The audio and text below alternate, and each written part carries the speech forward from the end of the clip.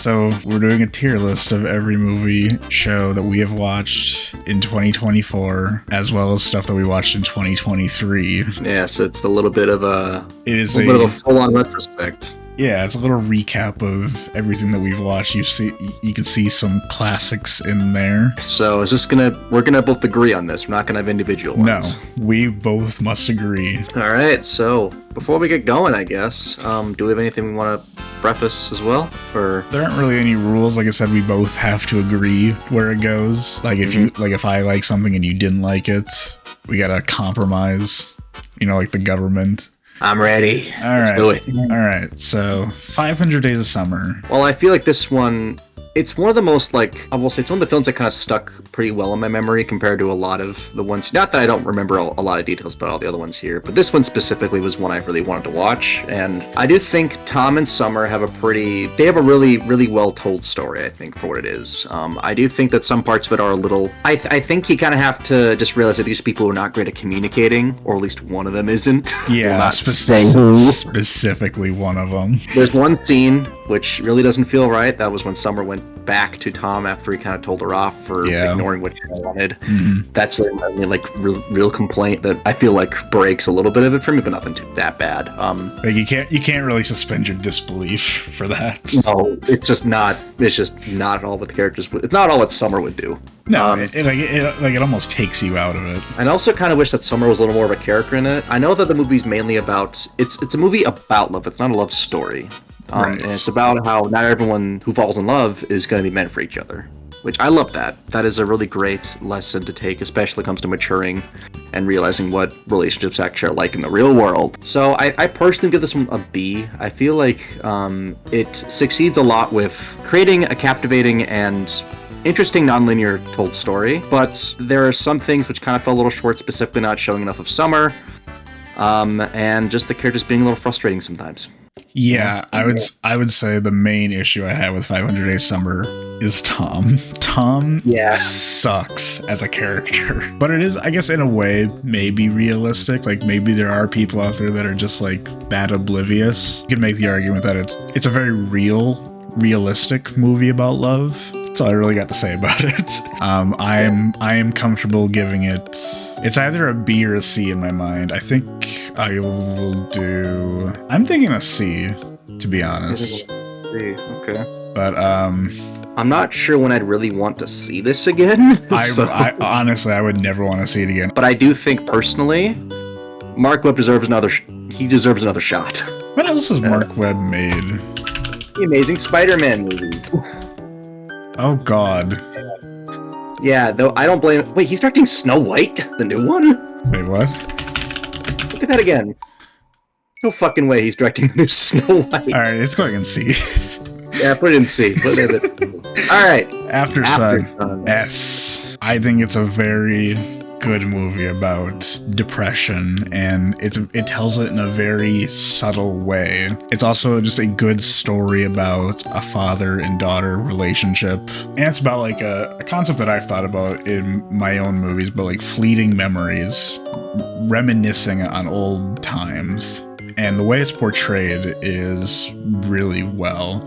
And the whole movie, you feel this isolated, melancholy feel while they're traveling around wherever the hell they are. I think it's an S tier. However, little asterisk there. The ending is a little rushed. They only show adult Sophie for a tiny, tiny bit. And I kind of wish they showed just a tiny bit more. Obviously, I don't need to see ton of scenes with her, but I'd like to see a little bit of how it affects her, because the whole movie, besides the surreal club scenes, the only really real scene that you see of adult Sophie is when she's watching the tape back at the very end. Which, by the way, that one shot where it's this long panning shot where it pans from the tape to her on the couch and then pans all the way back inside the tape to the father holding the camera. That's an incredible shot. It's really cool. That's why I would give this an S tier. I also really appreciate how subtle and underspoken this movie's themes are. So I've said in the past that I think Paul Mescal is a pioneer in male vulnerability, and he's such a good actor when it comes to just portraying the layers of what masculinity actually is. Like, it's something about his cadence and he's able to capture like these normally pretty intense and not subtle like ideas in film and TV, like you said, depression and mental health issues. But I think he handles them in a very realistic and very grounded way, and I do think that's a lot. Of course, no actor is all the work is not done alone. They have great directors, they have great casting people. It's not just them. On the directing, I also feel like that one shot was really stood out. I also want to praise Frankie Corio, who plays young Sophie, and the adult actor. Fantastic. It was amazing, and I really wish we got to see more of adult Sophie, though. I'm glad they didn't like explicitly say what happened. It kind of leaves it up for interpretation. I like that. True.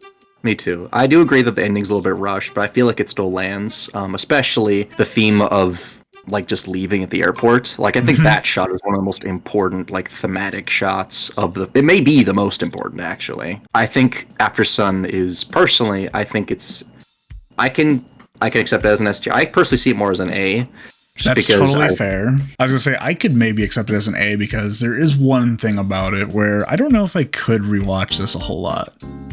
Me neither. I'd be happy to, but I'm not sure. I would love to rewatch it again sometime, like maybe later this year for whatever reason, but it's not something I would consistently rewatch. I'm willing to give it an A. I'm willing to go for an A. I think we both know how we're going to feel about this one. S. I mean, what is there to say about all that jazz that we haven't already said in our like almost 30-minute long video on it? We watched that movie, what was it, back in September, I think? Yeah, something like that. I've still not stopped thinking about it. I know, me neither. Like, I was thinking about, I think about a lot on my car drives. Like, that Bye Bye Life song in particular, I don't even know what to say. Like, it's beautiful. It's masterful. Everything about this movie is like, it's almost what I love. And like, this movie is so good, it changed both of our top 4s on Letterboxd. Yeah, that's it was that good. It was so fucking good that like it changed our perception on film. There's nothing like it for that time. It's so ambitious, but it pulls everything off. Like, there's not one bad scene, I would say. You can have like favorites, and there's definitely good picks for many. But the cinematography is gorgeous for like late 70s. Like, there's so many shots, like especially with like the angel that he talks to throughout the movie, that's like super like dreamy and hazy, and it's so wonderfully shot. Like, we can glaze it for hours, bro, but I think we've said our piece. Watch our video on it where we watch it basically for the first time. It is life-changing. It's a life-changing experience of a movie. Speaking of life-changing. Okay, American Psycho. I would give it a B. Yeah, I feel like it's one of those movies that's more famous for the meme culture it inspired. Yeah. It's well made. I do like how it kind of critiques masculinity in a way that, like, specifically kind of like the go-getter mentality, and I think it was Yuppies. That's what it was kind of made apparent. Yeah. I think all the performances, especially from the, Christian Bale, Patrick Bateman, one of the most iconic of all time. Of course. We really kind of get to know Patrick Bateman the most. I think a lot of the characters, like side characters, are really not all that much developed, but I feel like that's for a reason. As for the lighting cinematography, it's pretty good. I don't have any issues with it. It looks solid. Like, it's nothing, I'm going to be honest, it's not the most memorable looking, but it's, it's competently made. It's memorable for other reasons. It's memorable for other reasons. The script is really good. I've never read the book, but I've heard the book is also really good.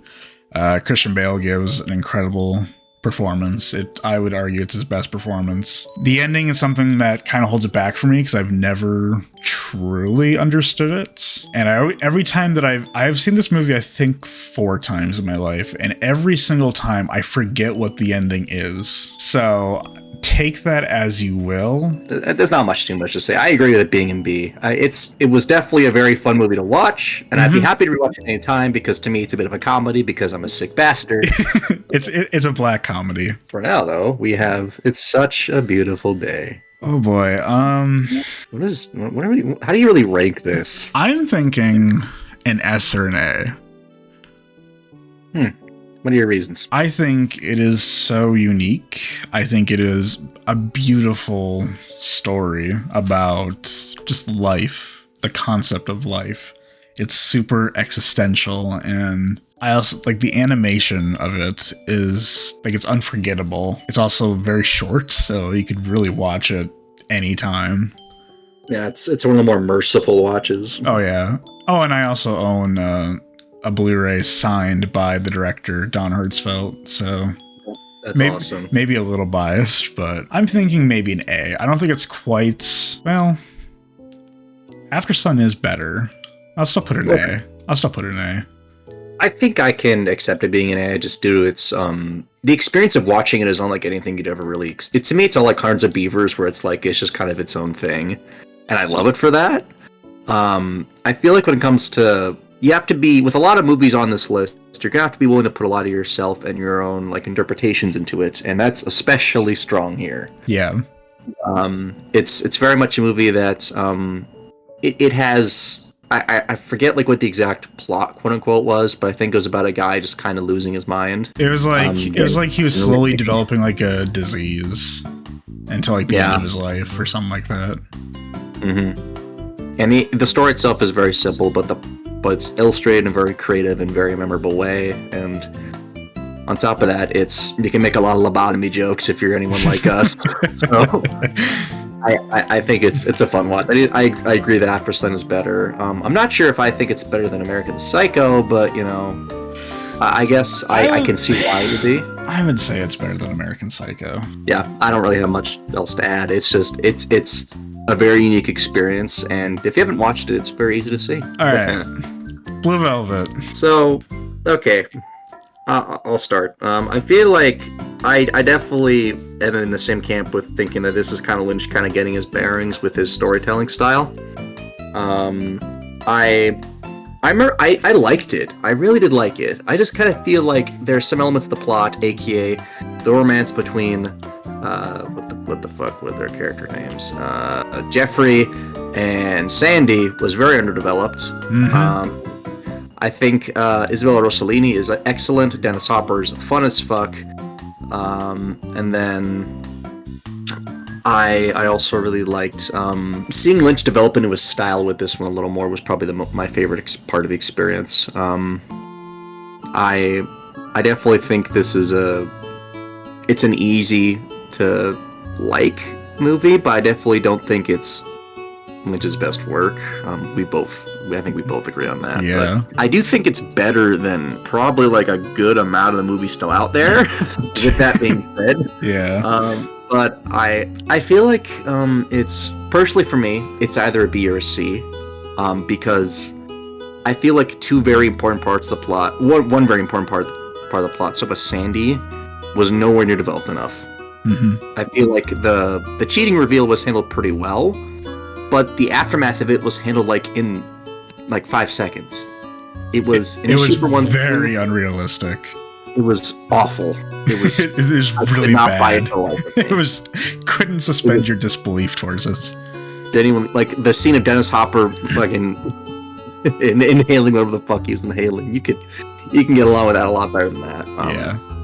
I'm not sure if it's a B or a C though. I'll let you kind of take a little lead with that. I would personally give it a C. It is Lynch finding his work, like his style, but it's just not as good as a lot of his other films, and it isn't nearly as developed as a lot of his films. Now, yes, I would say it's his most simple, I guess, and also his most accessible film. It's not too crazy, but it does still feel like something is missing. Now, I would also say yes, Jeffrey and Sandy's story is terribly underdeveloped. I would personally say it's a C. It's still a good movie. It's something it's probably one of the few Lynch movies you can kind of throw on in the plot just any time, I guess, since it's not as like traumatizing as some of his other movies. Yeah, that's all I really have to say about Blue Velvet. It's shot really well, and it makes you hate the suburbs. Anyway, oh boy, I haven't thought about this one. Train to Busan. Oh my god, yeah. I haven't thought about that in a while. Yeah, that one was disappointing. Yeah, that one, I don't know if I'm going to say, well, it could be an F. I feel like it's more of a D. So, okay, from what I remember, it was a zombie movie, and it was the most, like, bare bones zombie movie, very, like, predictable. Like, the entire movie, you could predict. I was just gonna say, like, every character makes, like, terrible decisions. It's like almost like a slasher movie. Yeah, except with zombies. Except it's with zombies, and the zombies were very eh. Yeah. I feel like there are the moments when they were like crawling on like in like the luggage area were fun, and then I also kind of like a couple of the fight scenes. But other than that, I really don't. I hated the child actor. Oh yeah, the child actor was absolutely fucking insufferable. I remember thinking that if it was a book, it'd be a lot better though. Yeah, you did say that. You said it was either a book or a graphic novel. You said, I don't remember. I think personally a book would be better for it. I mean, a graphic novel as well if you want, but I'm curious, was it... There's a second one? oh yeah, I've talked about that before. There's a sequel called Peninsula. What the fuck, bruh? I guess, okay, it was an original script, okay. I don't know why for a second I thought it was a graphic novel. Maybe I'm thinking of The Walking Dead. Anyway. Maybe. I don't think it completely, like... I think there's movies that fail a lot worse than this one. I think that, yeah, there's movies on this list that I think that are worse than this. Yeah, but it's definitely not nearly as good as 5 Days of Summer Blue Velvet, that's for sure, so... I kind of want to give it an F. You still want to give it an F? I kind of do.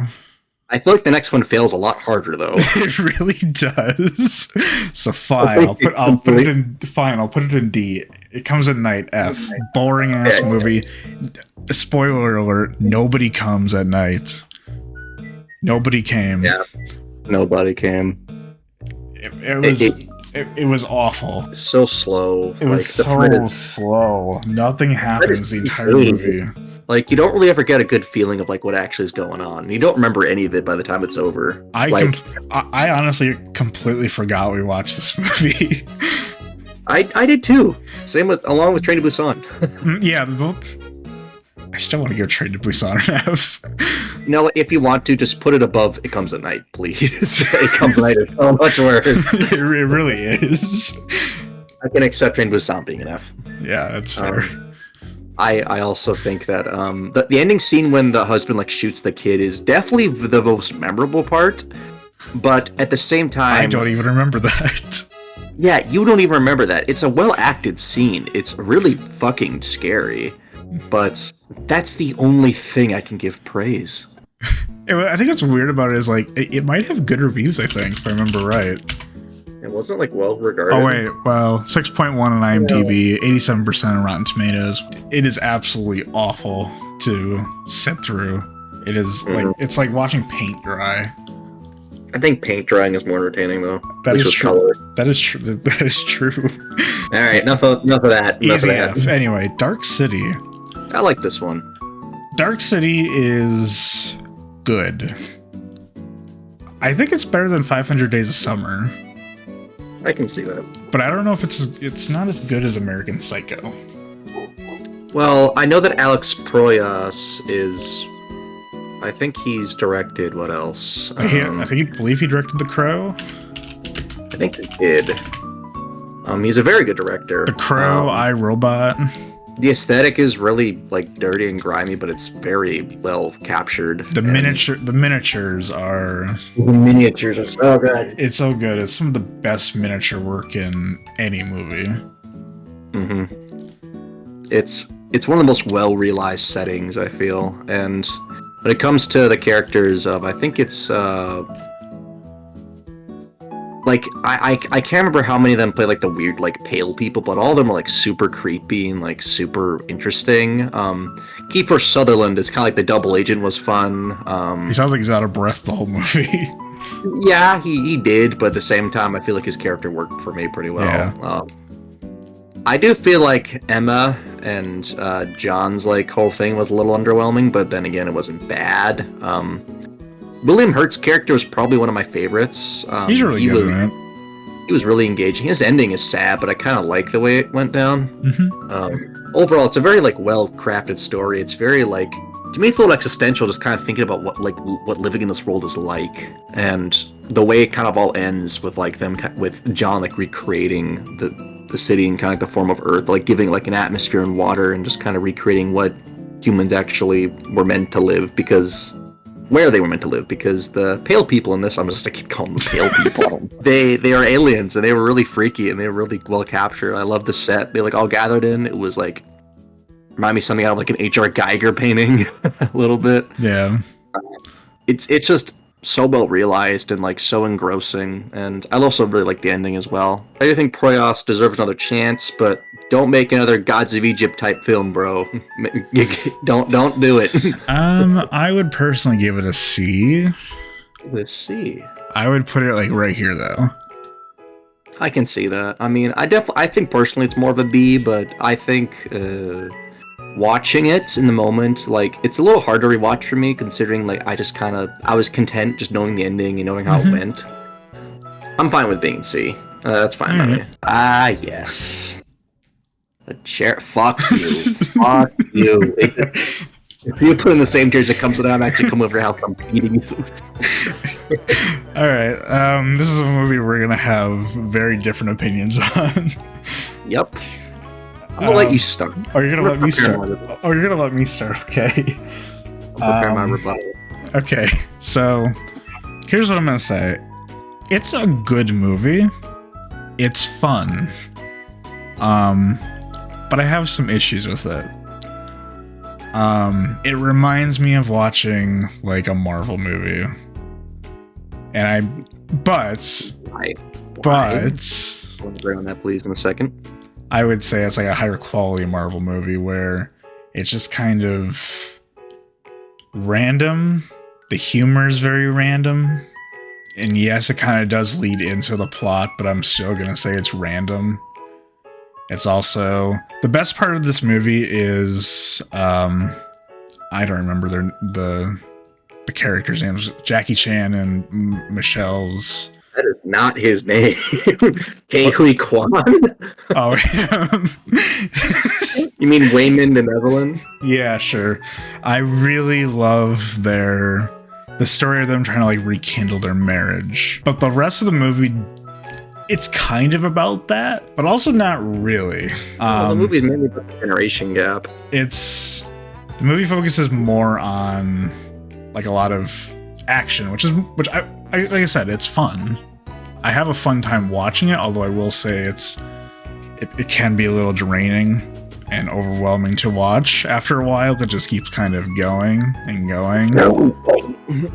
Which honestly, whenever we watch The Raid, I feel like I'm probably gonna have that same issue, because it's just, yeah, the action's fun, it's cool. I'm sure it's a lot cooler in The Raid anyway, but it's still gonna get really like tiring and exhausting. There's a lot of really good shots in this. Like I said, there's the shots where there's like I can't even call them scenes. It's like excerpts, because like move around so much, but there's some like small little excerpts where they're like, it's almost shot like a Wong Kar-wai movie where it's like they're in like this night city and they're like up against like a building talking. Yeah, those I think are the best shots of the movie. Like, this is a competently made movie, an incredibly ambitious movie, and I do understand why people love it, but it's not really my thing. There's the video of us watching it too, where I've said these things and you said your things about it. But in my opinion, it's a good movie. I would personally put it here. Below American Psycho? Yeah, that's where I would put it. Really? Oh boy. Okay. All right. Take the floor. Take the floor. I've said a lot of my thoughts already about this movie. You have. But I'm a lot. Go watch the video. For me, this movie is a lot about coming to learn to be content with your place in the world, really. Now, part of that does include the marriage. Part of that includes Evelyn's relationship with her daughter and with her father. Evelyn, played by Michelle Yeoh, is one of my favorite performances of all time due to how diverse and layered the character is. She overcomes like so much and learns to be such a more like whole human being. And I feel like a lot of the characters kind of grow in the same way.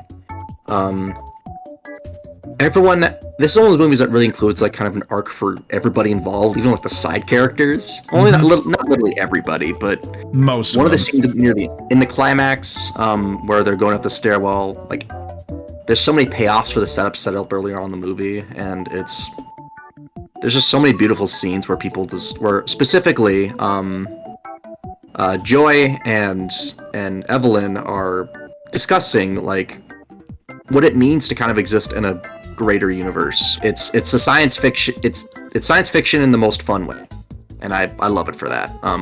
Personally, this movie is very much my thing because I grew up a lot with like old like kung fu movies and science fiction, so it's kind of a mixture of all that. It's my thing due to a lot of very particular things about my taste and my opinions and my biases. So if you don't get why both of us have different reactions to it, then just understand people more, I guess. I don't know. Get out of your own head. But everybody has their own opinion on things. Yes, I personally, for me, I will not go too much into detail. I also think the cinematography and the filmmaking itself is just beyond inspiring and beyond like, I don't think another director really could have handled this movie the way the Daniels did. No. I feel like there's a lot of directors who probably could do something similar, but not nearly as good and not nearly as whole. Everything this movie tries to do for me works because I feel like the movie gives every character their time, their payoffs, their setups, their payoffs, and I definitely can see why maybe it could be exhausting or could be a little like long-winded. I know other people could think maybe some of the humor is a bit random.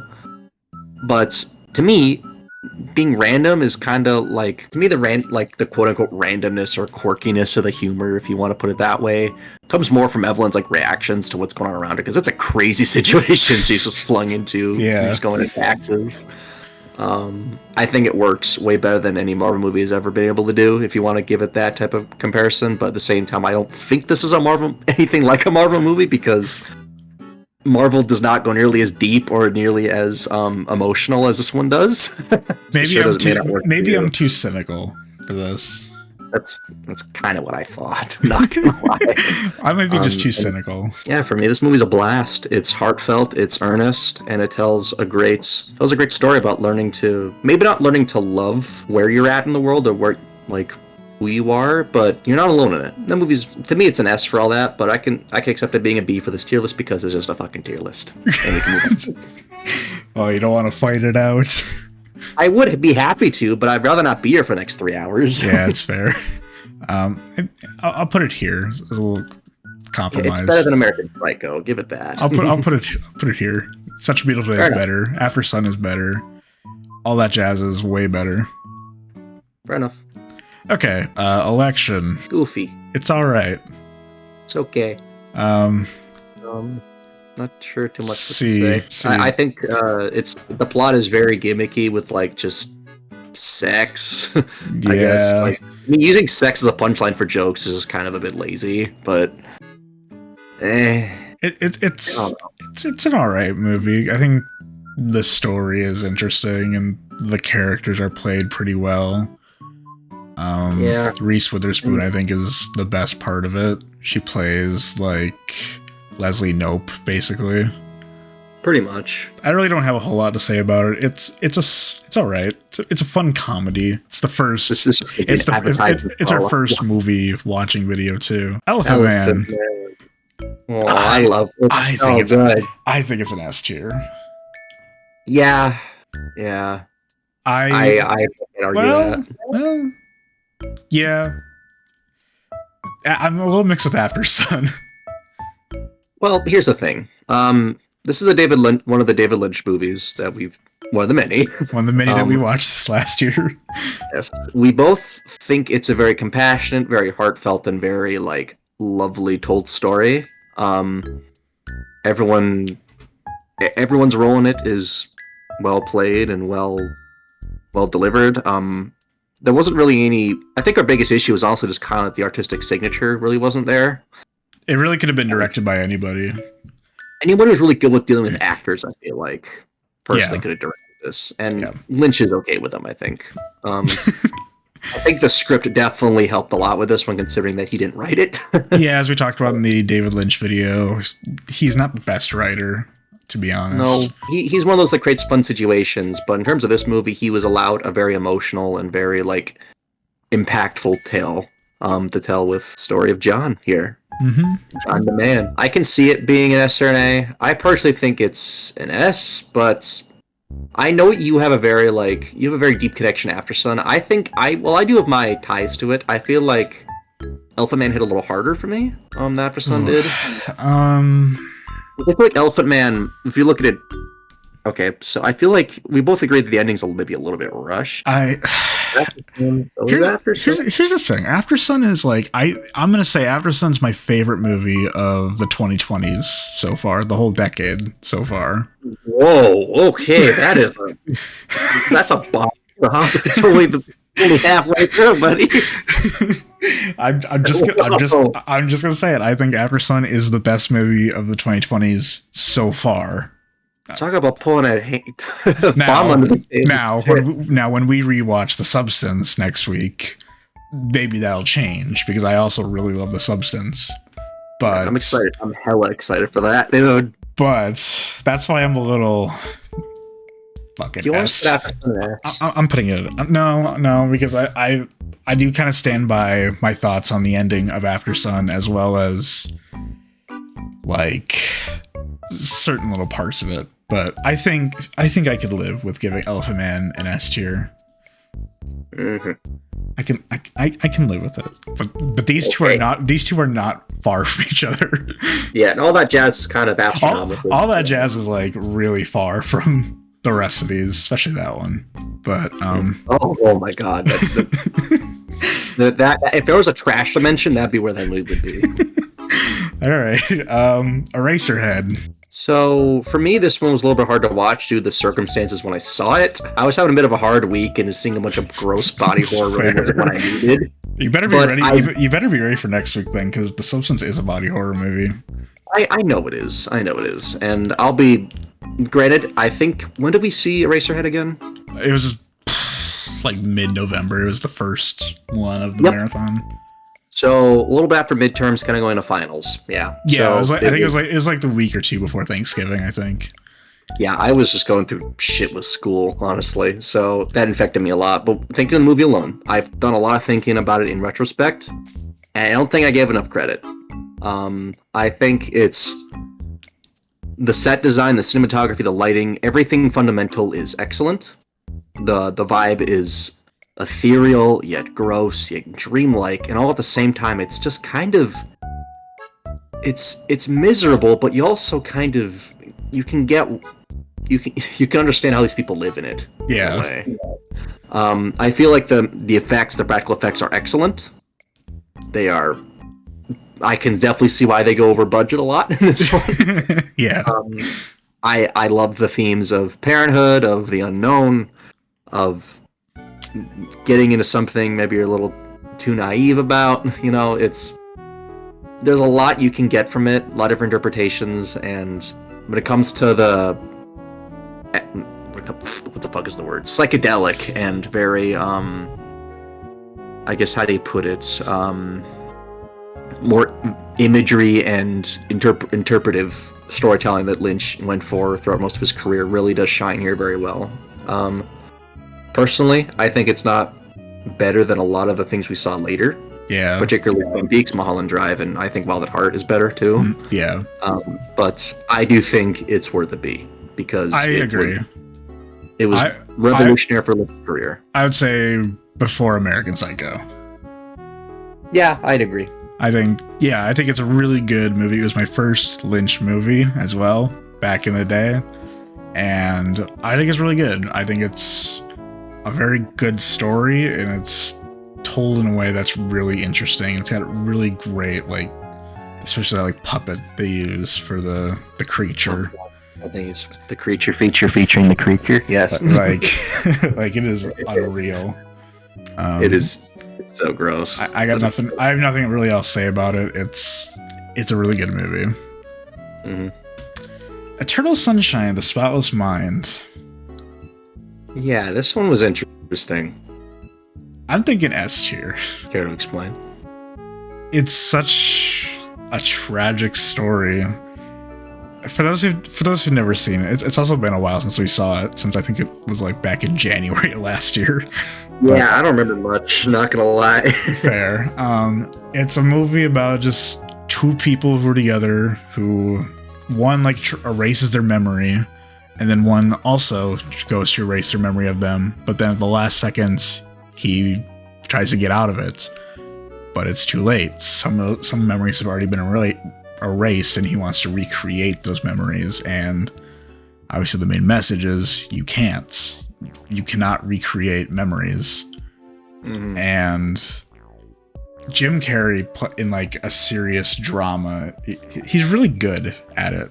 He's very believable, and his like chemistry with Kate Winslet too, they're really convincing.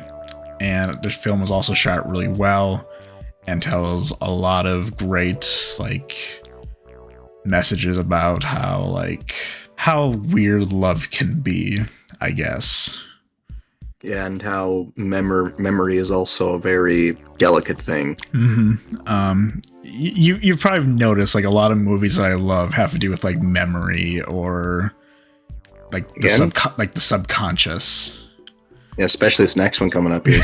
We'll get to that in a second, but but Eternal Sunshine, I love it. It's in my like top 20 favorites ever.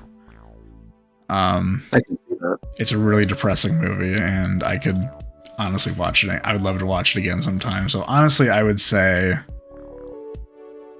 well, maybe here. I don't know why all of a sudden I really love Aftersun. That like changed. When it comes to Eternal Sunshine, Jim Carrey in drama they're a very good mix. He's very good at comedy. Maybe granted, not some of his physical stuff is a little over the top, but then again, he is a very versatile actor, and his dramatic roles are, in my opinion, just as good, if not sometimes better, than his comedic. His chemistry with Kate Winslet, both their characters are played excellently. I love their relationship and how their story played out. It's sad, it's tragic, but and it's also it's told through this unique lens of like this. I never would have expected the whole memory deleting and trying and recreation angle. It's looking at the poster and thinking about like it on the surface. You think it's just about like you think it's actually kind of similar to maybe like 500 Days of Summer or something, like a failed love, a tragic love story where they don't really work out. But it's so much more than that. And I like you phrased it, where you can't recreate memories. You just have them there. I would love to rewatch it again because I'm kind of struggling to remember a lot of the plot, but at the same time, I think it's definitely a movie I'd love to watch pretty much any time personally, even though it's pretty sad. I just love how it's put together. I can see it being an S or an A. That was going to be my categories. I think I'm okay with giving it an S. I think it deserves it. I don't think it's as good as All That Jazz, of course, but well, no, but I think it's about as good as Elephant Man. I would say so. To me, they kind of match quality. Yeah. All right, I'm going to come on this fucking next movie. Wait, what? So anyway, I'm gonna beat off Kubrick. So anyway, Eyes Wide Shut, also known as the movie that got me into films. As I've mentioned, I love movies that go into the fear of the subconscious, as well as like love and marriage and sex. Horny bastard. Yeah, this is a very horny movie. So it's, Tom Cruise, Nicole Kidman. It's a beautiful character study. I love character studies, as you've probably been able to tell. The way it's shot is gorgeous. Like All That Jazz, there's like not a bad looking scene. There's not a bad scene in this movie. I know some people like to say that the movie's unfinished because Kubrick died before the film released. However, he was the one who edited the movie and finished editing it like 4 days before his death, I want to say. That's insane how close that was. The only thing that's like that he had nothing to do with was the music, which you wouldn't even think that. You wouldn't even think that. Like, it really matches the movie like extraordinarily well. This movie is kind of like watching like a play. Like, everything is so like beautifully crafted, and I've seen people say that it can be kind of long, it can be kind of like boring, I guess. I don't believe so. I think everything is purposeful, everything is needed to be seen. Certain scenes that are kind of like long takes are really good.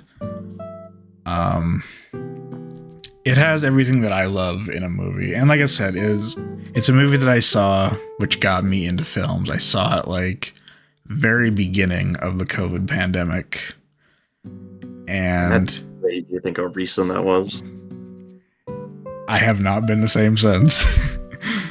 Yeah, no shit. It's a very horny movie too, which you can kind of see that in some of the movies that I like.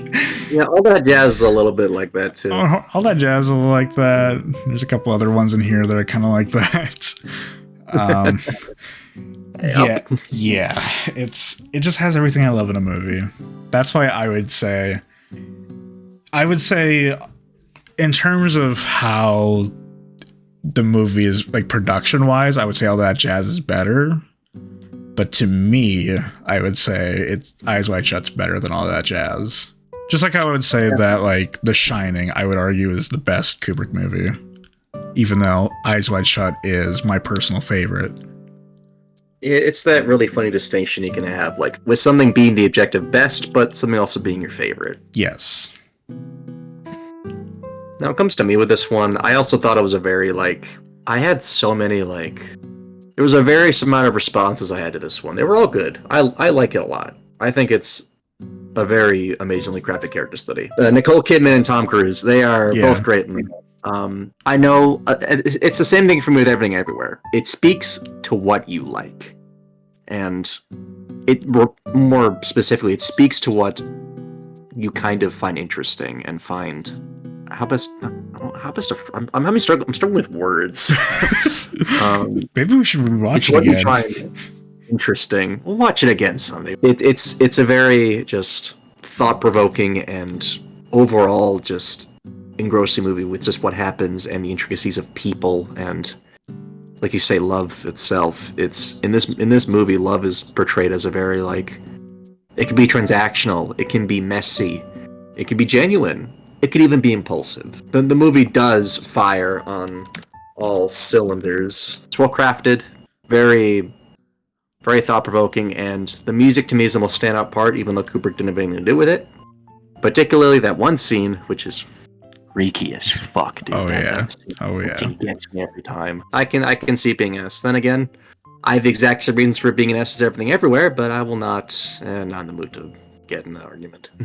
I feel like you're kind of a bit of a stonewall with the Marvel stuff there. We can compromise by just putting it here. Sure. Or you can put Everything Everywhere on A. I'm accepting that. All right, fine. You can move Eyes Wide Shut back in front of All That Jazz if you'd like. I'm gonna say no because we both love All That Jazz. Fair enough. But I said, all that jazz is something that we both love extensively. Where Eyes Wide Shut, I mainly love it. You also kind of like it. Yeah, I think it's not it's not my thing. It's my thing. It's just I feel like I kind of have to. I must have phrased this. It's just such a different type of movie than I see, really. You know. Mm-hmm. Not that I don't see other character studies. It's just not. It's not a genre I really engage much with. Though I should do more. Yeah. Although I do think Fallen Angels is also sort of a character study as well. I think it's a very to me it's kind of a bit of a one-off thing for me, and I was kind of content with that. It's fair. I think it's a very. I do like the layering of the plot, though I did have a bit of a hard time following it. I think the Hitman subplot was my favorite. The best part about the movie is 100% the cinematography. Oh, by a fucking mile. Like, again, talking about things that is unlike anything else. This is a perfect example of it. Mm-hmm. There's really no movie with this kind of cinematography where it's like fisheye lens in almost a way, very hazy, very like neon. Yeah. Like, it's gorgeous. It's some of the best cinematography ever. And it's one of those movies that I'd be happy to rewatch just for the vibe it gives off. It's a very like, it's grungy, but it's also very ethereal. It kind of feels like you're floating a bit in space when seeing, especially like that one scene with the lady like on stage or something. I think it was like all red and yes, a lot of really beautiful close-ups. Like to me, so many frames are either like they're either a painting or they're just they are a masterpiece of cinematography. And I think the subplot with, I think it's the son or something, continue like a family business, I think that's what it was. Yes. I think that one wasn't too bad, like the emotional bit, even though it was a little bit out there, like with the delivery, it definitely wasn't bad. I'm not sure where I'd rank this one, because to me it's kind of like a lot of the things we have on here, it's very much just kind of in a league of its own. But the thing is, it's like the cinematography is obviously the best part, but the story is kind of okay. I think it's personally a pretty good B. I think it's worse than Eraserhead and American Psycho, but I'm not sure it's worse than Dark City. That's the thing. Or better than Dark City, sorry. I think I'm okay with that. I can live with that, personally. I'm okay with that. It's Wong Kar-wai. I think, wasn't that director Wong Kar-wai? Yep, Wong Kar-wai. Yeah. Keep cooking, bruh. Keep her cooking. Don't stop unless he's still alive. Good. Okay. Wait, is he? I believe so. Let me double check that. Yes, he's 66. Keep her cooking, bruh. All right. Fear and Loathing in Las Vegas. Oh boy, this one was weird. D. Yeah, not great. It's it's really weird. It's about a real/fake journalist, Hunter S. Thompson, who is kind of a madman. Was a madman before he shot himself and kicked the bucket. Yeah. I think Johnny Depp is amazing as Hunter S. Thompson. I've never read the original book, the original Fear and Loathing book, or any of the other stories or gonzo journalism that Hunter did. It's shot really well. It's really unique. But the story really does nothing for me, and I kind of forgot we watched this. Yeah, me too. I do think Benicio del Toro is a little bit underrated in this. He also does a really good job with his character. Yeah. Though he is outshined by Depp, he's definitely still a fun part. Tobey Maguire was not expected, but Tobey Maguire making a kind of cameo because he wasn't even really that famous yet. No, Spider-Man was a few years later. There's nothing really else to say about it. It exists. It was fine. What I guess. It's also way more gross than Eraserhead. I've come to accept that. I mean, like, it's a movie about people who do drugs. So and I will admit the set design is really good. Technically, it's just nothing I want to ever see again in my life. No, it's nothing that great. Nope. However, something I'd love to see again, bar the ending. I'd love to watch the ending again. Twin Peaks, Fire Walk with Me. It's a masterpiece, man. It's so good. One of these. I don't think so, though. But it's a very close call. I think it's better than It's Such a Beautiful Day. I'd agree. It is. It's not better than Aftersun. I said it in the video. Laura Palmer is the best character Lynch ever wrote. And this is like a full deep dive. It's basically a prequel before the pilot episode of Twin Peaks. And it's a really good, like, deep dive into who the character was and what actually happened to her, which, yes, as we mentioned, the ending is one of the darkest things Lynch ever directed. Probably the darkest. I say that like he's dead. He's not dead yet. Well, he's not going to be directing anything anymore, No, so I guess I could say it. Sure, it's the darkest thing he ever directed. It's...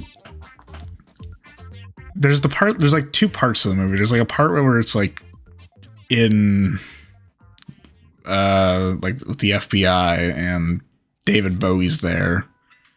Yeah. From what I understand, that part of the movie was like severely truncated. So there's like that part with Chris Isaac, and then that it gets into Laura Palmer, and that's like, it's really good. Watching her character it's fantastic. Even if like there's some scenes where she's like walking through the high school and it's like you don't really believe it. It's kind of like it's kind of like Euphoria. I mean, you can just believe enough. I think it works fine. I guess. Sorry. I was gonna say it's probably one of my favorite things Lynch ever made. I love it too. I think both Laura Palmer and Dale Cooper are the two best. I think maybe Laura Palmer's a bit better than Dale Cooper, but they're both the best characters he's ever written. This one being all about Laura for the most part. The beginning of the movie is a little bit. It's kind of set up with another plot, but once it gets into Laura Palmer, you just get to know pretty much every little bit about her life, and all of it is tragic. It's tragic. You can't help but just feel for the girl, dude. And Cheryl Lee, man, she's by great. far, she's brilliant in this. Like, there's not a bad scene with her. There's not a scene where she doesn't deliver 150, if not 200%. I love just seeing her try her hardest to fight against Bob. Sorry, Keith. Keep forgetting that's just his name. Is just seeing the setup with her dad and Bob, and just seeing all those seeds seeing it like we watched the first 2 seasons. We watched this, and then we watched season 3. Isn't that what we did? Yeah. Yeah, getting to see all those seeds like that were in the original, that were in the first 2 seasons, be planted in this movie were so cool.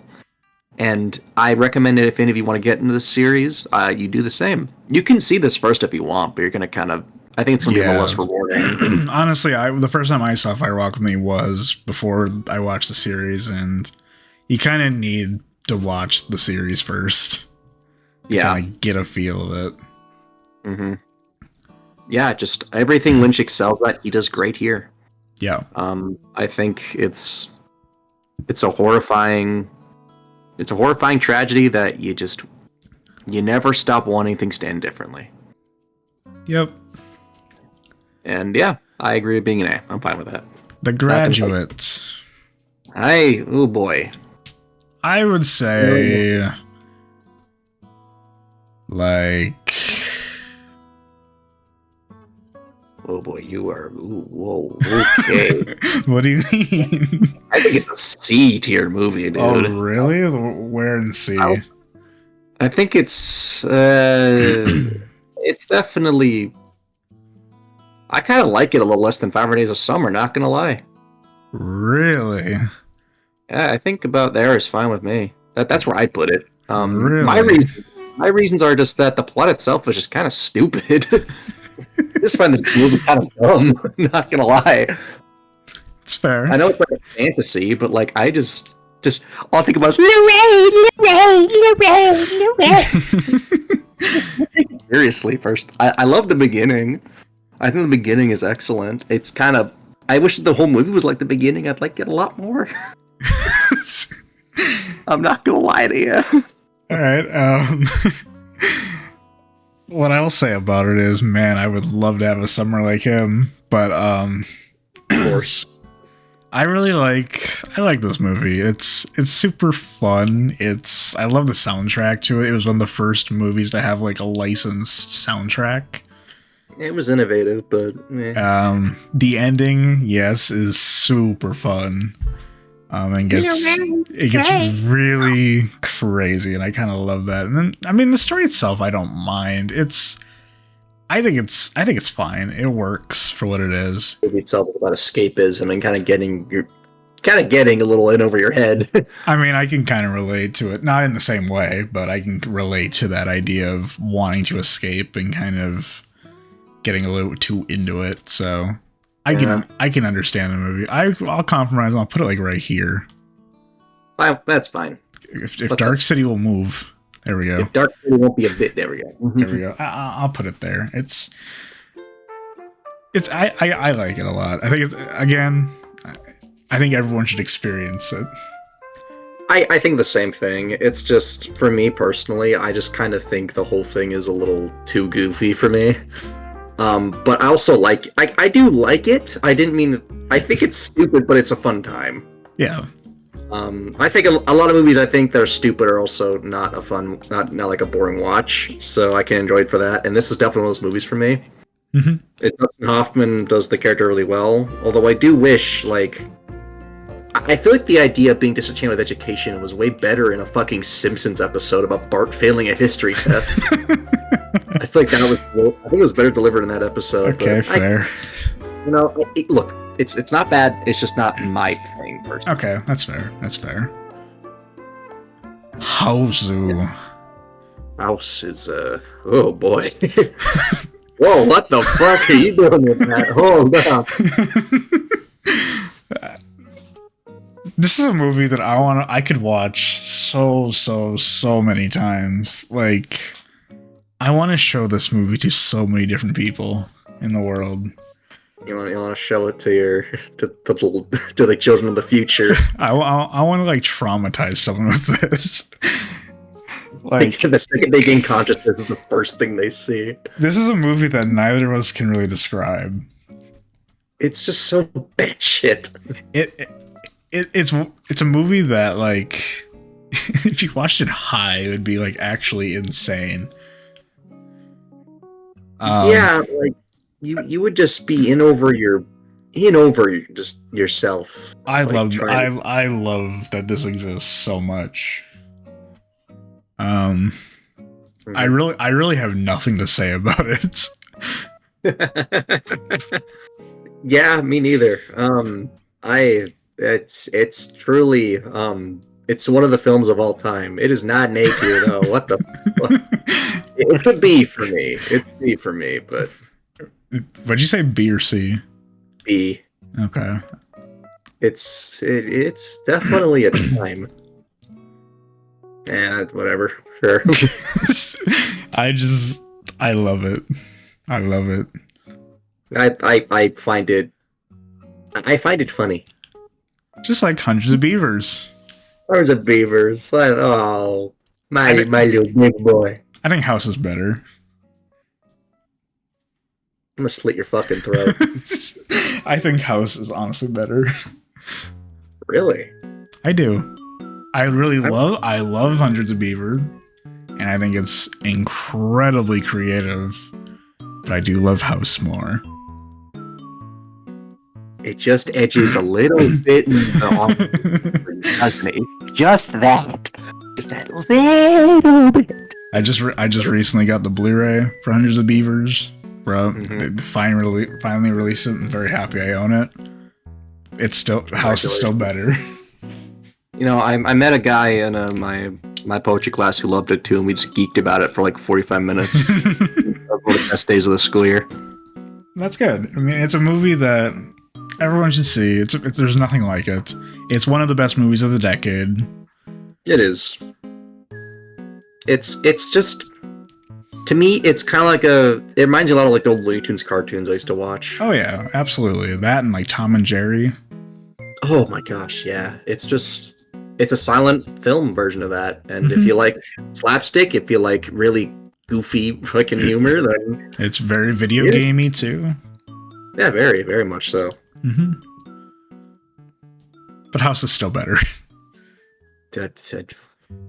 No, but okay. Inland Empire. House. Yeah. Anyway, Inland Empire. Oh boy. I would say D.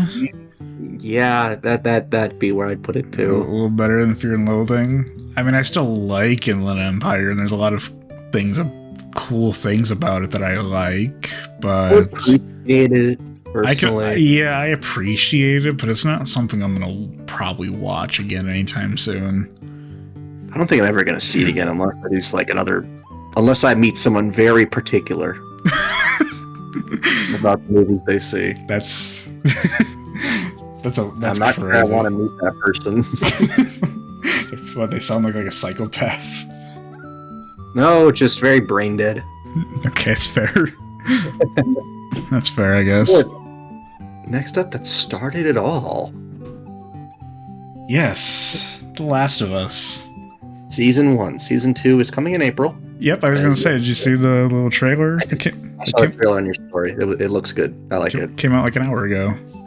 No, again, I'm worried about it. I'm very worried about Season 2, but I'm eager to see it. I'm very excited to see it. Yeah, Season 1 is really amazing. Yeah, A tier. Yeah, I can see it being 8. I mean, The Last of Us as a story is just one of the best, I think. It's one of the best modern, I think, what's the word? Apocalypse stories. And as a video game adaptation too. It's easily the best. By far the fucking best. I do wish that Pedro Pascal was not kind of typecasted as, It's fair. Another grizzled angry guy, but he plays Joel well. I like that he's distinct from Troy Baker's, and Bella Ramsey as Ellie though was the standout for me. She's amazing. She's been a brilliant actress for many years now, but this is probably my favorite work of her. My favorite episode is, was it Left Behind, I think it was called? Yeah, when she gets Riley. Yeah, that's a really beautiful episode. I think I don't have a personal favorite. I think that's one of the best. Left Behind, the DLC is just as good too. And the game itself and the show I do prefer the game just personally, but it's fair. That's kind of a bit of I was exposed to the game first, and to me, the versions of the characters in this story are the voice actors, like Ashley Johnson, Troy Baker.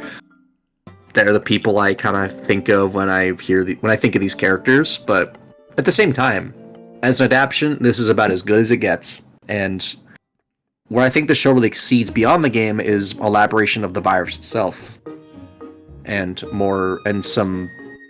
Let's see some original work, especially comes to Bill and Frank. Bill and Frank's story was one of the best of the show. Sure. I fucking cried in my dorm room. I know we both did the reaction what the fuck do we just watch, dude? What the fuck? It's a good episode.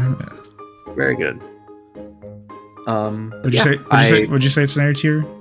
I think it's an A tier. Again, I really hope that season 2 is just as good. I do not want it to be bad. But fuck, it's a hard story to make good. I guess we'll find out. We will. Speaking of hard to see, Lighthouse. Yeah. I feel like we watched it in the worst circumstance. We kind of did. We were both really tired. Robert Eggers movies are such a slow burn. I still haven't seen Nosferatu yet. I was going to. There's been a couple times, and I don't have time right now to go see it at the moment, which really sucks because I want to see it in a theater. Yeah, I mean you'll find time eventually. I will find it. Maybe once I'm fully moved in, maybe it'll still be in theaters. Hopefully. But yeah, right out. Where do I want to put it? I've thought a lot about this movie in retrospect and seeing it. I feel like watching it with a more active brain is definitely better for it. Yeah. Than the fatigued brain we both had. It's a very it reminds me a lot about those unknown mystery type stories. Where, people at a lighthouse, they go there and they disappear and no one knows what happened to them. The only thing that's left of them is their journals and how they all went crazy. But we actually get to see that in this one, and Robert Pattinson and Willem Dafoe, two of the best performances of their careers in this. Not my personal favorites, of course, but two of the best. Yeah. I think their dynamic is the way it progresses is easily the highlight for me. It didn't really start off all that great. It's kind of like a boss and protege type relationship, but it just gets worse. And it has easily the most violent bird death I've ever seen. That's right. it's so, like, holy shit, dude. It is so out of pocket. I know, no, nothing can prepare you for that. No. But at the same time, I do think I haven't seen much of Robert Eggers' films, but I think I'd like others more than this one if I saw them. That's fair. I just have a feeling I would. I've never seen The Witch. I've never seen The Northman. I've not seen Nosferatu, of course. Yeah, this is probably the only Robert Eggers movie I've seen. I've never seen the others. I don't know.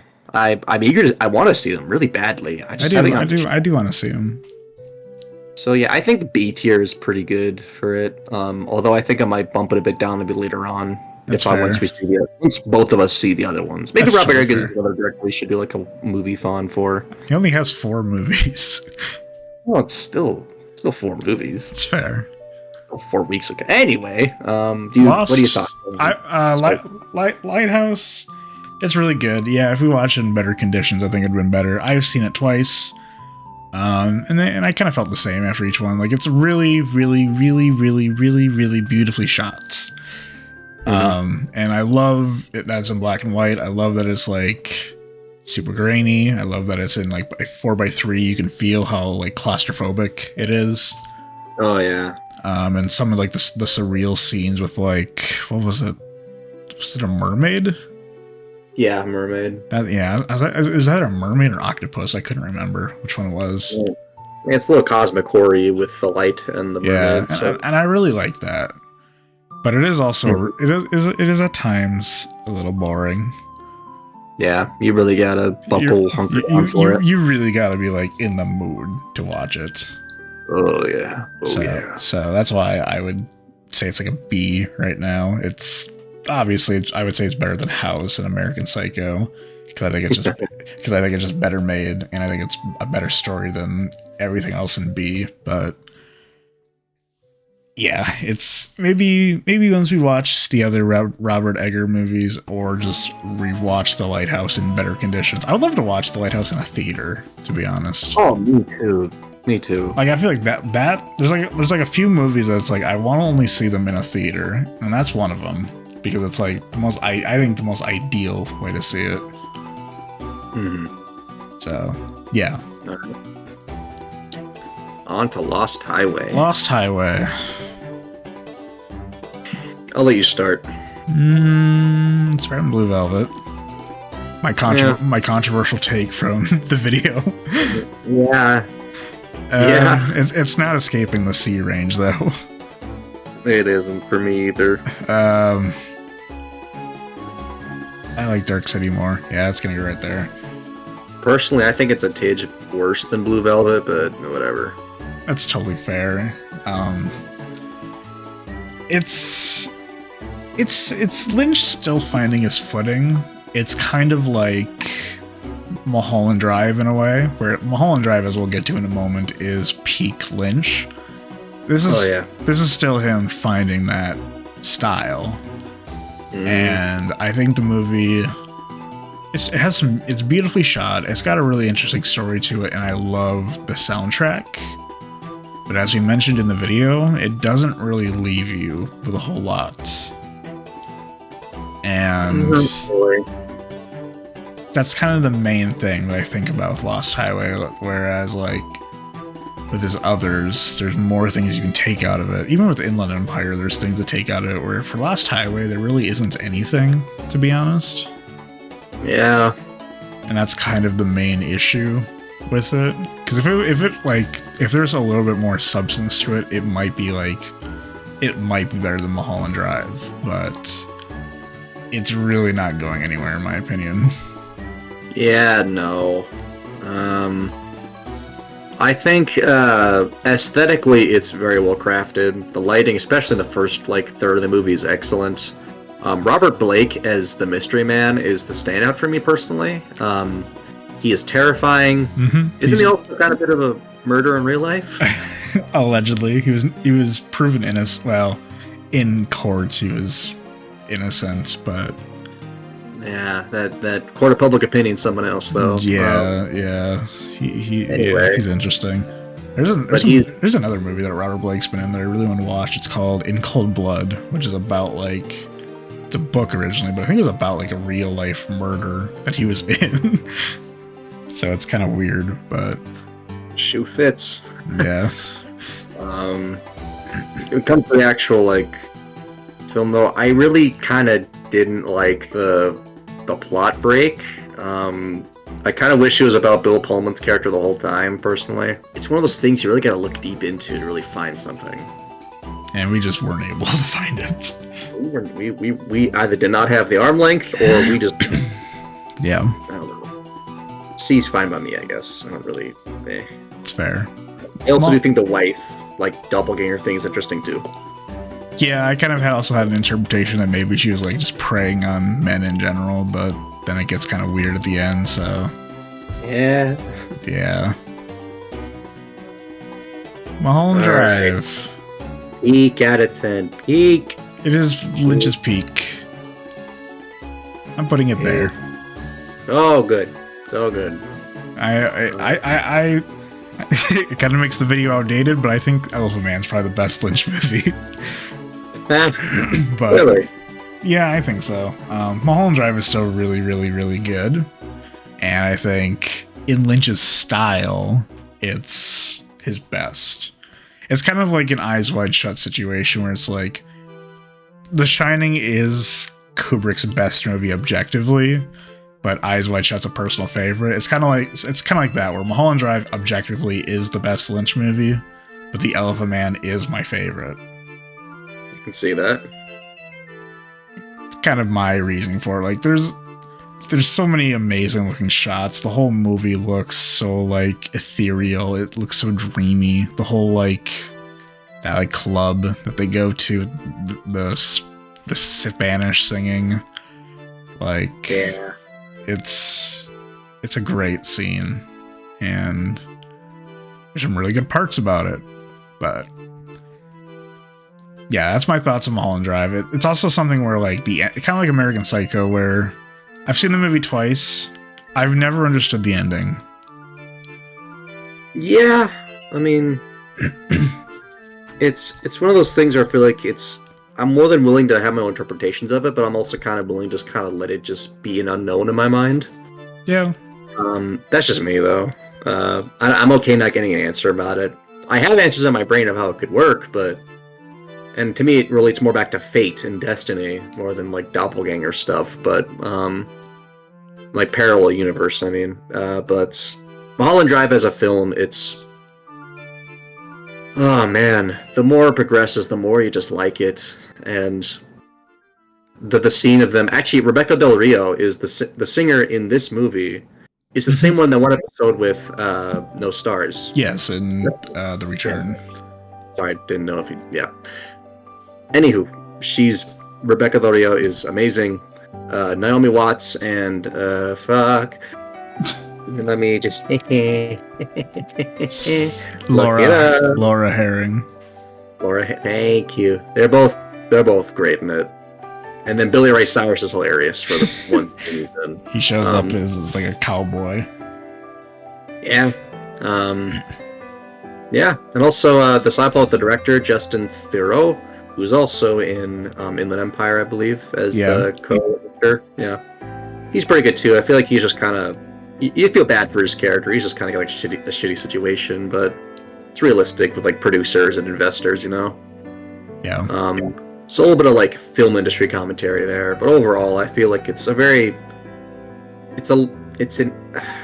lovely story told in a very unique way, and yeah, I just liked it a lot.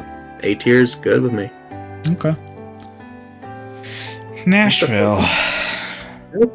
Oh yeah. Oh boy. Nashville it's okay. I think you hated it more than I did. Yeah.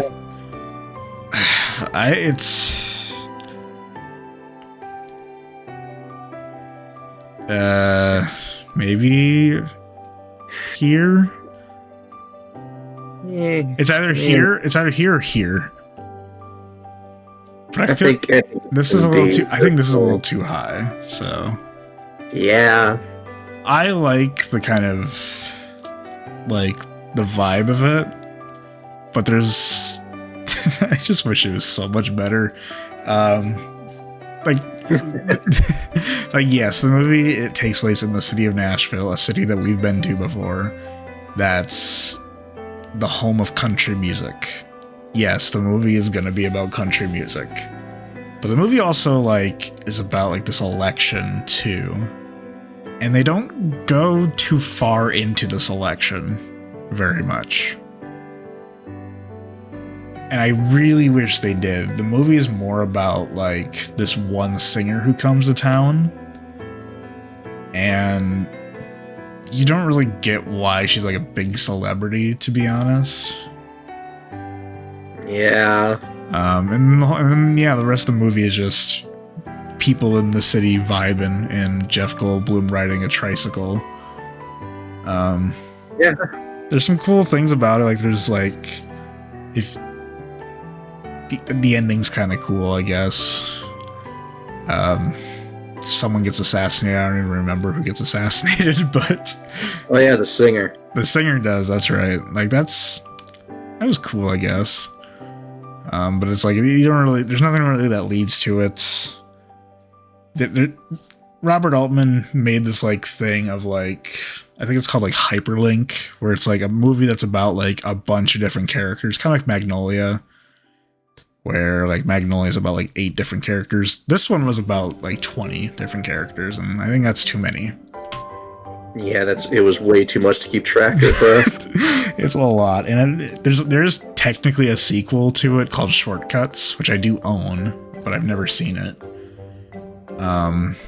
Which takes place in like Los Angeles, and there's like 25 people in it or something, and it's like 3 hours long. I've never seen it, but I do kind of want to see it sometime. But no, for me. No. Yeah, I think Nashville's cool. I guess it's probably not something I'll watch again anytime soon. But I do really like the vibe of it, and I just wish it was kind of better. For me, it's just bleh. I just didn't really care for. There was that one song. I'm Easy. Yeah, I'm Easy. That one scene is good. That's the reason it's not an F for me. That's fair. I really just couldn't vibe with it. I don't know. This was not what I was expecting, nor what I hoped it would be. You can definitely feel the length of the movie too, which is a big issue. It's so fucking long. It's like 2.5 hours, I think, which you can feel it. It could be like an hour and a half, Mo. Oh my god, so fucking long. Yeah. But there was that one scene in the Grand Ole Opry which was super confusing because we just didn't know like how it worked. Because if it was like a set or if it was the actual thing or not. Oh, yeah, that's right. That was funny. But That's because we've been to the Grand Ole Opry before.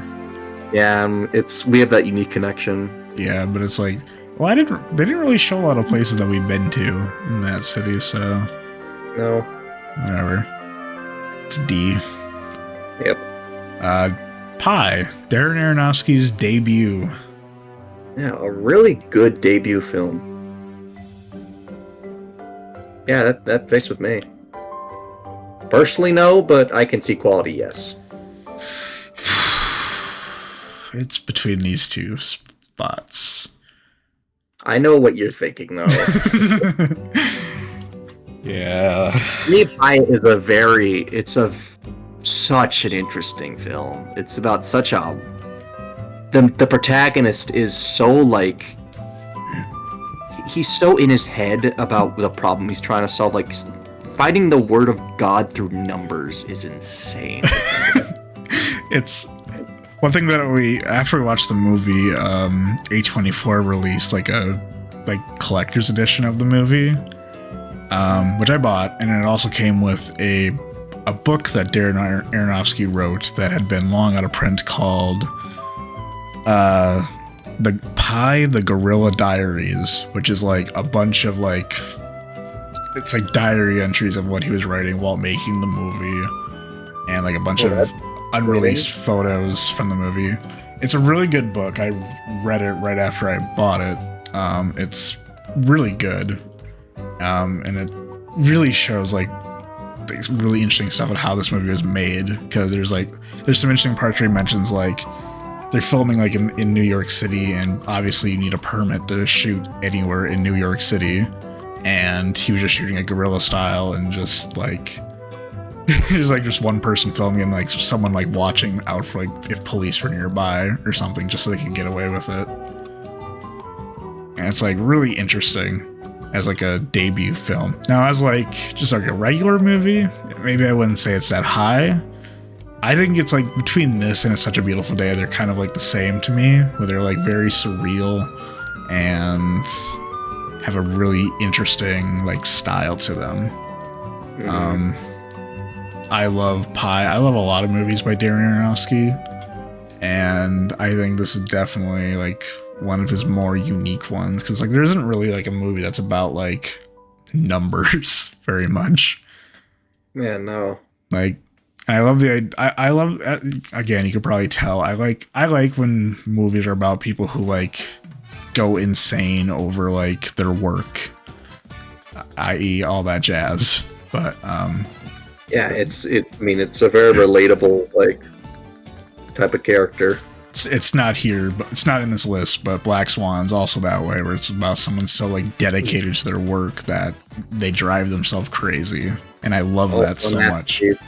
Also a masterpiece. So that's why Pi is a lot higher for me. I also really love the electronic score of it, and it's a score I think about a lot because it's just super memorable to me.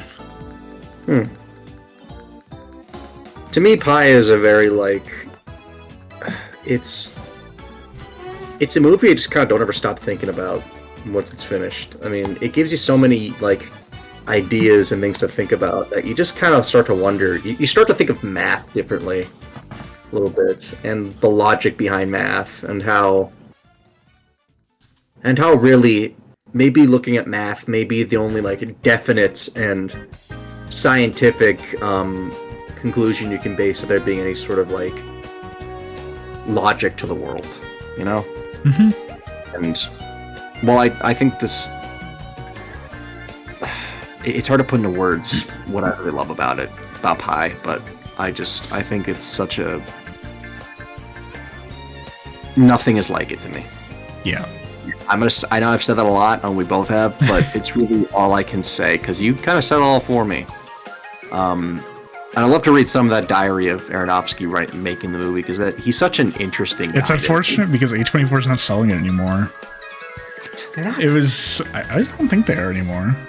Oh, brother. Of course, I have their membership, so I constantly see what they have available, but I don't think they have it anymore. That's dumb. Do they have the Blu-ray anymore, either? I don't think the Blu-ray is still available.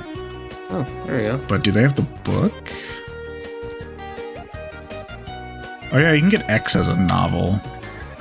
That's interesting. Which is interesting. I don't think they do anymore. Huh.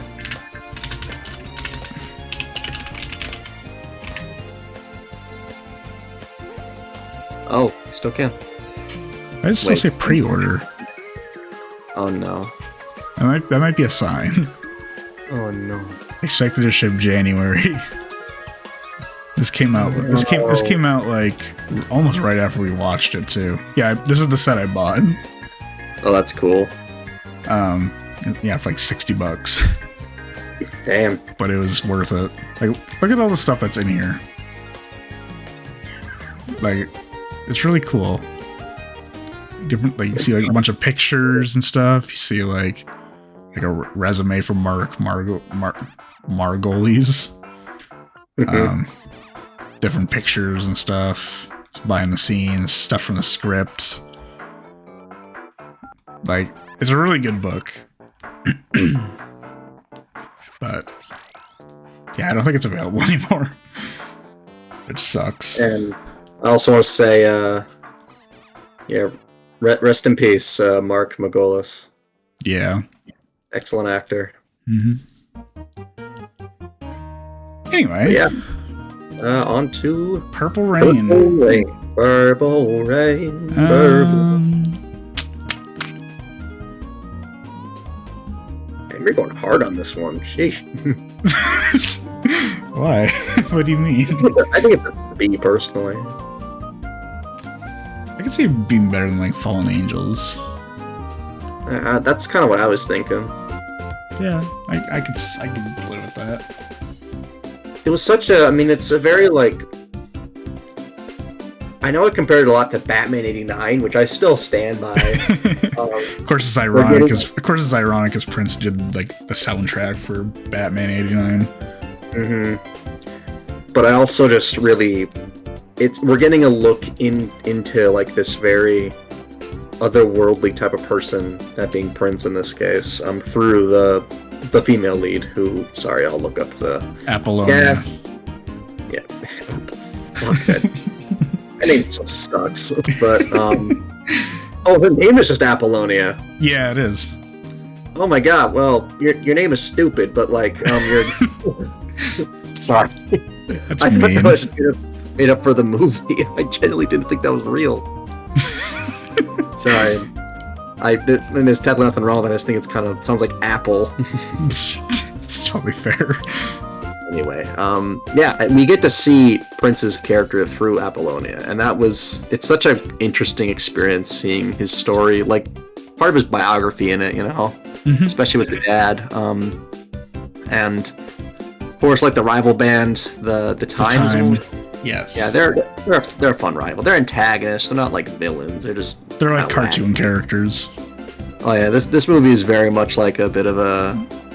Feels very much like a cartoon to me, kind of, but like with some pretty serious, like dramatic scenes. Like there's some what we get our look into Prince's past with the abuse and the type of father he had. Like man. Yeah. It's hard to watch, but it's all done really well. I love the cinematography. I love seeing Minneapolis and First Ave as like the setting of a film. Like I don't know, it's just it's very unique for us considering it's our home, but it's also got a vibe. I like how they aesthetically crafted it. It's a movie. Yeah. It's a movie that I've seen since I was a kid. I kind of grew up with it. It's a movie that is more about the soundtrack than it is about the story. The soundtrack is way better than the story. Some parts are a little cheesy, some parts are not delivered very well, but it's a really fun movie. Like, it's very campy, and I kind of like that. I don't really have much else to say about it. We did a whole video on it. That has pretty much all we had to say about it. Yeah. So. Yeah. It's just a fun time. I liked it. It's a very fun time. Be happy to see it again in the future. As well as his other movies. Oh yeah, the sequel, kinda. Under the Cherry Moon and Graffiti Bridge. Maybe in the future. Requiem for a Dream. Oh boy. Yeah, just hard as fuck to see. It's a movie I want more people to see because it's something that they will never ever want to watch again. Because it's so impactful, to say lightly. Yeah, that's a very that's a fancy way of putting it. That is, oof. Like, there's what is there to say about it? I do think it's Jared Leto's best performance. Oh yeah, by long shots. Yeah. I think that's the main story's happening here, like the main four. With everyone losing something, it's all delivered with such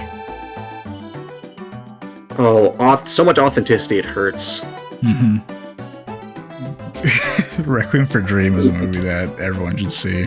I kind of wish we did a video on this one because it's like you can see like our raw reaction from it. Maybe another Aronofsky run, maybe. Yeah, but it's a perfect movie. There's nothing wrong with it. It's shot beautifully. Soundtrack is very like the Lux Eterna theme is it's perfect for the movie. Yeah, all the stories are different, but the one soundtrack just ties it all together in a very tragic bow. Yeah, it's a movie I kind of want to watch again sometime, even though I know that it's going to be a very rough viewing. And I'd be down for the ride too. I think I own the Blu-ray. I think. Did you not before? No, when we watched it, I think we watched it on YouTube. Do I own the Blu-ray? I don't know. I'm in the middle of moving, so I don't know what I have at the moment. Yeah, I mean, did you get that part recorded that you're like in the process of moving yet? Oh yeah. I'm probably gonna release this video as the next episode because I'm in the middle of moving right now, so there might be a little bit of a week or two quote unquote break from the grind while I deal with that. Big change.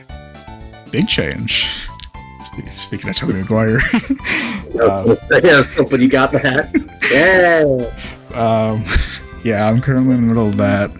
I have lots of things to do. So, although I'm mainly packing stuff this week, next week where I'll watch The Substance, and then kind of want to do a GeoGuessr video because I've been thinking about that for a while, so that could be kind of fun. And then maybe it'll be like just a week off while I finish, and then just get right back into it, and then we'll figure out Mario Sunshine. Yes, sir, because that's been really not fun. Yeah, we were working until like 1:30 in the morning one night trying to get to work. We were having some issues. I was up for like an hour and a half trying to research it a little bit too.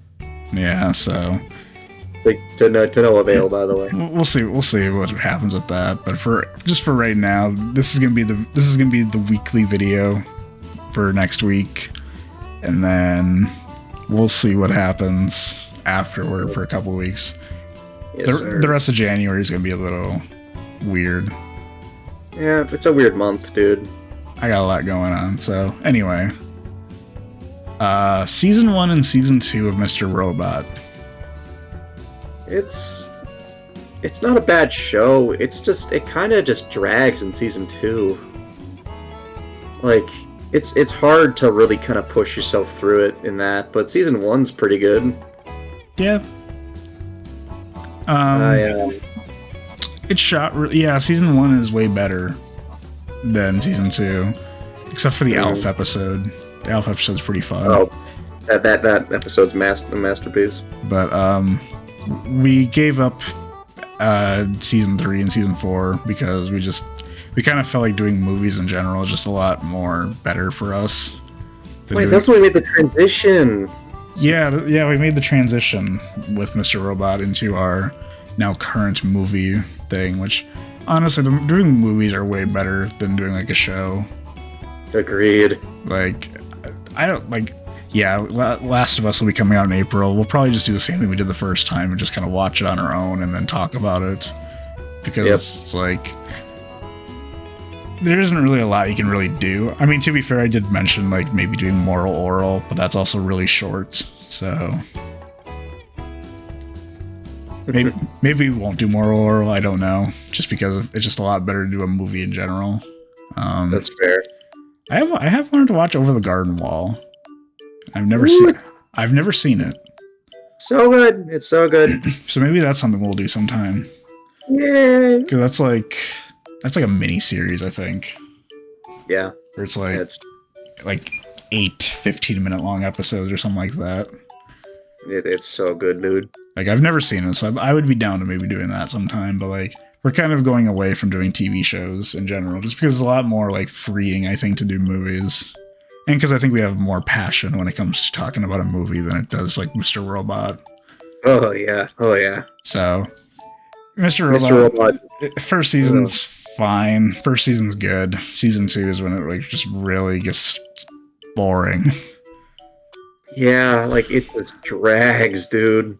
Yeah, and then we didn't watch season 3 or 4. I know there's some like memorable episodes in season 3 and 4. I don't really care to watch them. Sorry. Neither I've not gone back. I just have not been interested either. No, it's probably not something we're gonna go back to ever. Sorry, those of you who liked it, but it's dead. Rosemary's Baby. Oh boy. Yeah. Maybe. I think Kier's fine. It's such well, Roman Polanski's not a good dude, but it's a great film. It's a really masterfully made movie. Okay. Yeah, Rosemary's Baby is one of the greatest horror movies ever made. It's again a movie about like paranoia and like fears of people around you. It's a good movie. It's a good movie to watch when you have trust issues. That's a crazy review. That is absolutely. It's a good movie to watch if you have trust issues. Anyway, straight story. Well, I do want to compliment Mia Farrow. Mia Farrow is amazing. John Cassavetes is. I would love to watch his movies that he's directed sometime. I think we're eventually going to watch Mikey and Nicky too, another movie he was in. So he's a really good actor, and from what I've heard, a really good director too. I hope so. We'll have to see. He's a good actor. Yeah, Rosemary's Baby it's a classic for a reason. Damn right. All right. Straight story. We didn't really watch it, no. We just kind of talked over it. we watched enough of it. Watched enough. Fair enough. Yeah. Yeah. Yeah. That's for the F's, but F is still F. Yeah. Moving on. Truman Show. Oh, Truman Show. A movie that I think had great ideas, but didn't quite nail the landing. I mean, it's not bad. It's still a really good film. To me, it is like it definitely does kind of hurt itself a little bit near like the third act. Yeah. I like all the setting and the setup are all great. It's just the more the movie goes on, the kind of I don't know. Like, I mean, I like the ending itself. Like, the ending is pretty good. It just kind of like, I guess what I'm trying to say is, I think it just kind of doesn't really feel like ultimately all that complete. Like, it kind of there was a couple things I really wish happened, which just didn't. I think it takes a while. I think it takes a while to like get into like the concept of it. Once they start getting into like the concept of the show, that's when it gets really interesting to me. Oh yeah. But it's like the first like 50 minutes, I want to say, is kind of annoying to get through. Yeah. Also, I don't like the music at all. Really? It's like I think they like looped a bunch of like old classical music from what I remember. And it's just, I don't like it. It's the music is kind of bad, but it's a movie with great ideas that I wish was executed a lot better because it's a very good idea. I don't really got anything else to say about it. It's a fine movie. Yeah. All right. Twin Peaks. Twin Peaks, yeah. Twin Peaks.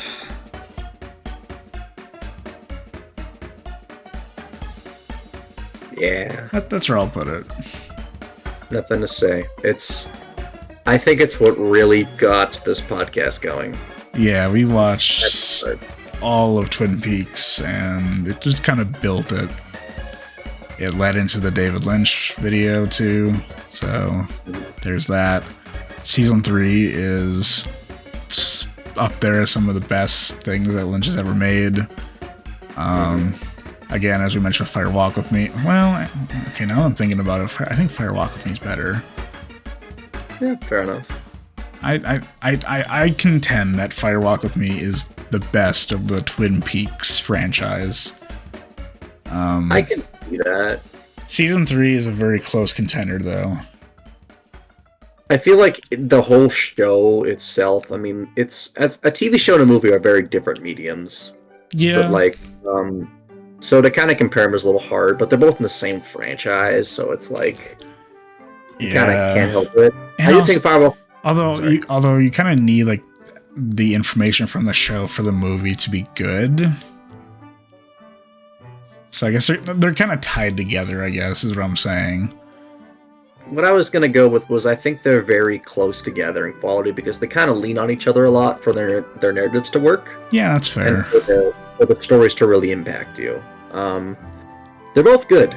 Season 2, granted, I'm really glad we didn't, push ourselves through the rest of season 2. Season 2 we kind of jumped through because it was a lot of season 2 was just filler.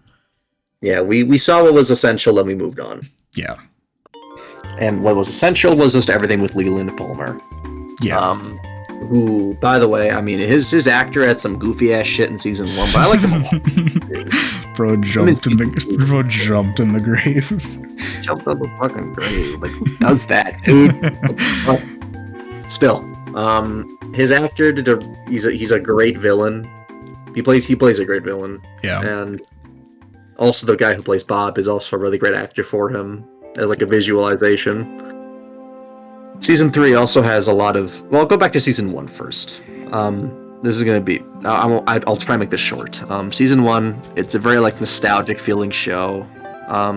It sets up a lot of really charming characters in a very quaint setting. But the more the show goes on, further in season 1 than in season 2, and in season 3, the world gets more complicated and layered, alongside Fire Walk with Me to give you some more context.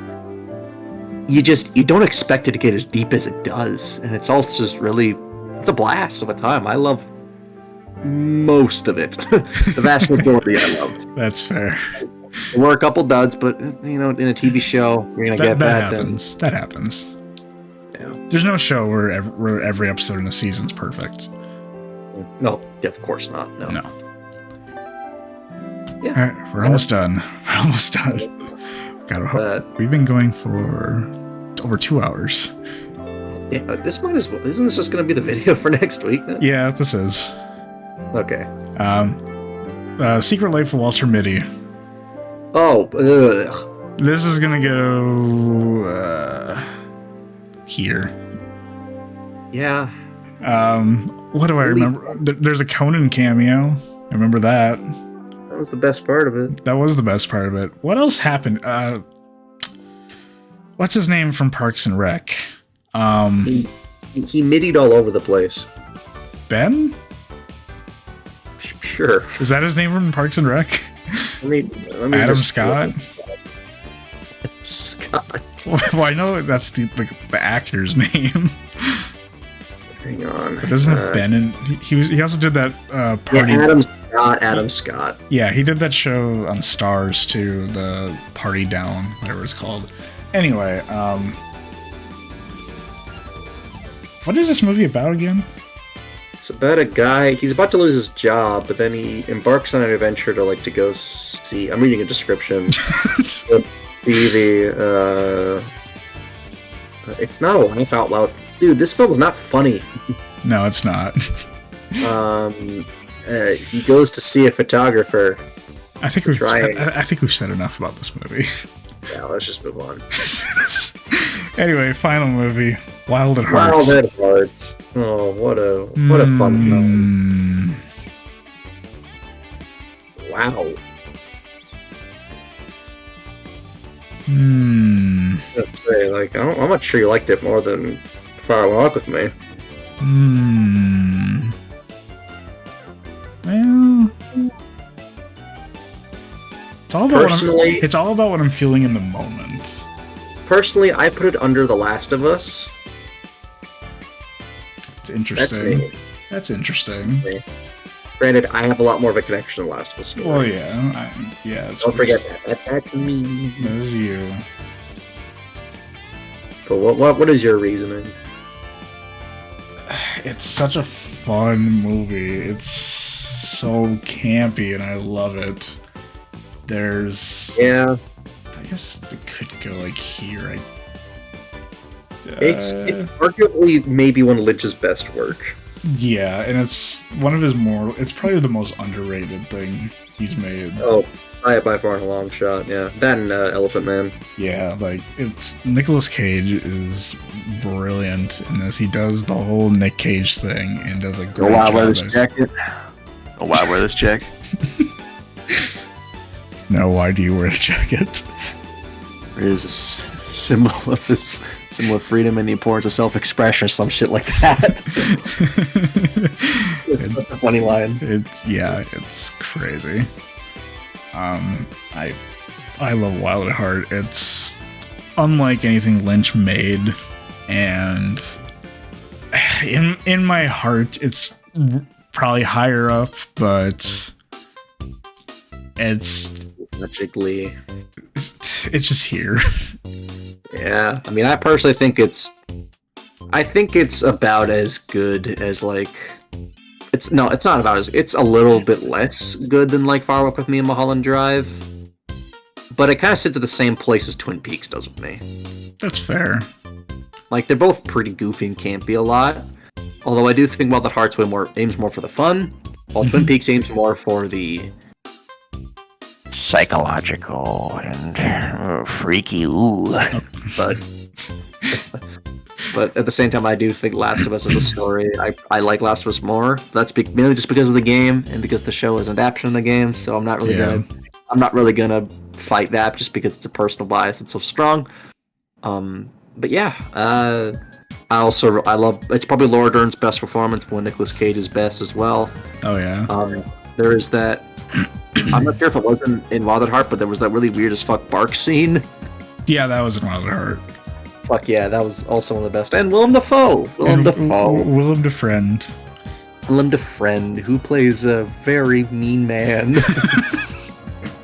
He ain't the friend. He's Dafoe in this. Yeah, but he's really good. I just can't help but love seeing him. Yeah. He's actually... Now I realize he's one of my favorite actors working today. That's totally fair. Of all time, too. I think about it. Yeah, I've never really ever admitted it. It seemed like Brendan Fraser. Yeah. Anyway, but yeah, that looks to be our tier list. That's a lot of movies we talked about. How many hours do you think this is? Oh, for in movies? For all the movies. Probably a couple days worth. Yeah. Twin Peaks probably then adds like 4 more days. Forget Mr. Robot. Oh, Mr. Robot adds probably another like 4 days to it. Yeah, this is I mean like a year and a half full of content right here. This is all the time we wasted in the past year and a half.